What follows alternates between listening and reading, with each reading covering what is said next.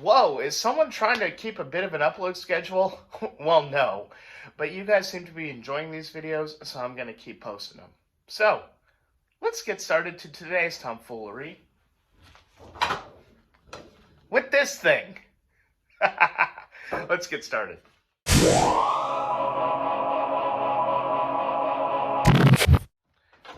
So hey guys, what's going on? It's Andrew here, back with another video. And if you're wondering what this is a UT Remo head made in China that comes on sonar drum kits. I think this came off of an AQ2 kit, one of those $1,000 kits that comes with the hardware and everything. Those are good kits for the money, by the way. They're a little bit more expensive than the Pearl Export, but they're much better. So I wanted to see what it would sound like if I put this onto my 12-inch drum and just see what kind of sustain we can get. So to give this thing a fighting chance, I'm going to show you a little bit of a mod that I did to this Yamaha Stage Custom Birch Tom. So I actually installed a suspension mount on it with the Yamaha bracket that's on it. Under there you can still see there are two small holes drilled into the shell. Why I did this? On the cheaper Yamaha kits like this, well, this is the second cheapest that they sell right in front of the Rydeen kit, but this is a birch kit that is a poplar mahogany kit. I can't remember offhand. The reason I say that, though, is the YESS or the Yes mount that they sell for these drums doesn't really give the resonance that at least I personally would like. So I picked up this Gibraltar bracket from Sweetwater. It was like $30 and change. And honestly, I have nothing but good things to say about it. Alright, so now we've got the rim and the head off the drum. I use a G2 clear because I love the tone of it. Let me give you a closer look at the shell mount for the YESS system. So it is two small holes right here on the side of the drum. There's a badge on either side. But I don't like the mounting point right there. That's why I got the suspension mount. Man, this thing is dusty. Alright, so now we have the Sonar UT head. These are comparable to like a Remo Ambassador.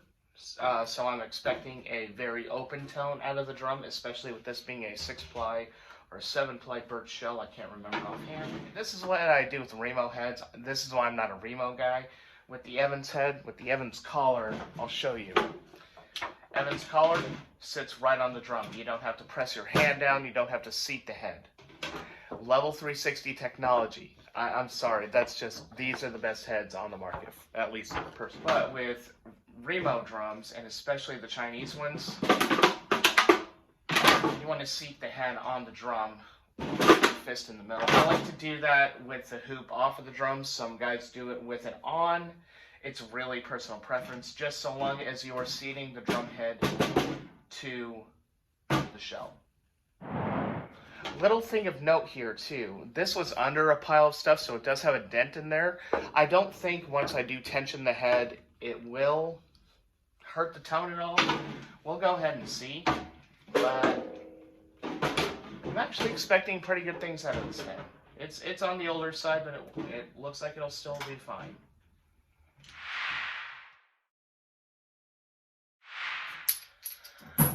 Okay, now that we have the head on the drum and seated, I do want to explain my tuning process. Before I do that, I do want to take note of this magnetic Evans drum key.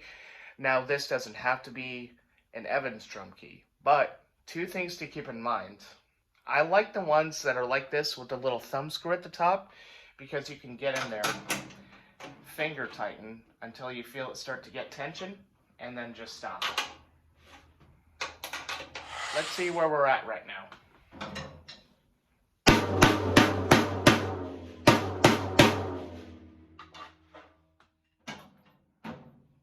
What a pitch bend. Let's bring it up 1/2 turn on 3 of the lows. That one and that one. Now we're going to pitch pair it.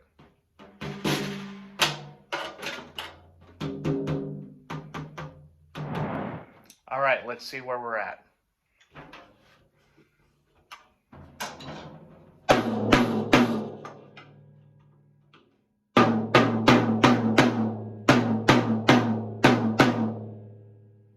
That's not too bad for a Chinese-made single-ply coated head. Let me bring it up just a touch more.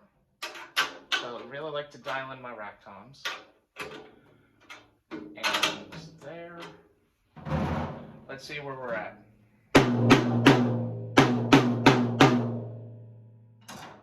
Yeah, I'm actually digging that.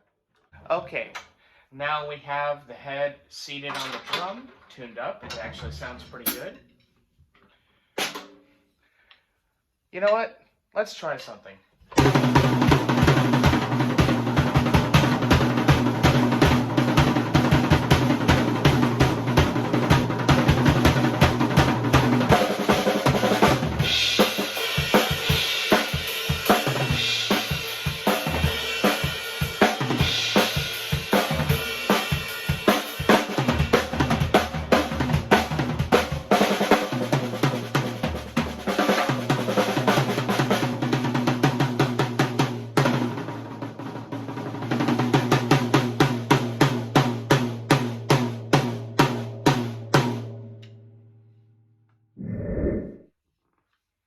Alright, so it doesn't sound too bad. What I like about single-ply heads on rack toms, especially coated ones, is you can get away with just a little bit more tuning-wise. That, I feel, is the Achilles heel of double-ply heads. But if you want long-term durability, go with double-ply. That's all I'm going to say about that. And you can say, well, this company does this company does that. Attack does this, Aquarian does this, Remo does this, Evans does this. That's all perfectly fine.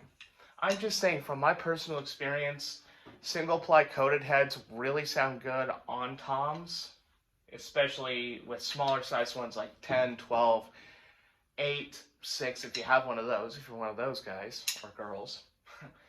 But as far as long-term durability goes, single or double-ply clear, for me, is the way to go.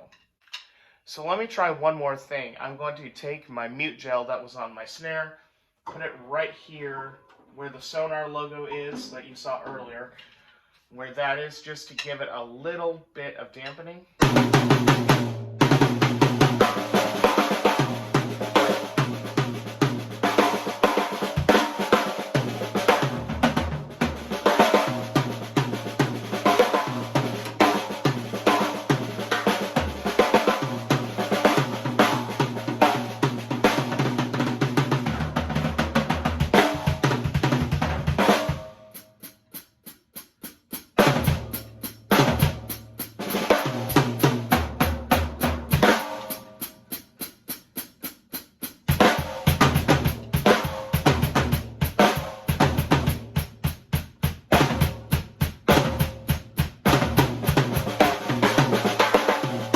As you can hear, didn't sound too bad.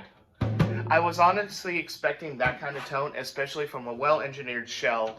And this is an old Evans G1 clear on the bottom. I would expect that to help with the resonance, but they're both the same 10 millionths of an inch thick on either side. But thing is, I would go ahead and see about tracking a set of these heads down. Not necessarily with the Sonar logo, but some of the UT codeds, because you never know. If you're in a studio situation and you're looking for a specific tone out of a specific drum, I would honestly keep a stash of these on hand. I did that for years doing studio things, and honestly, some of the results I got were really good. So, thing is, UT drum heads, actually pretty good. So yeah, I would definitely keep a stash of these on hand. You may never know, that might just be the tone you're chasing. Well, that's going to do it for this video. Peace, love, rock and roll. As a wrap, I will see you guys later. Have a blessed day.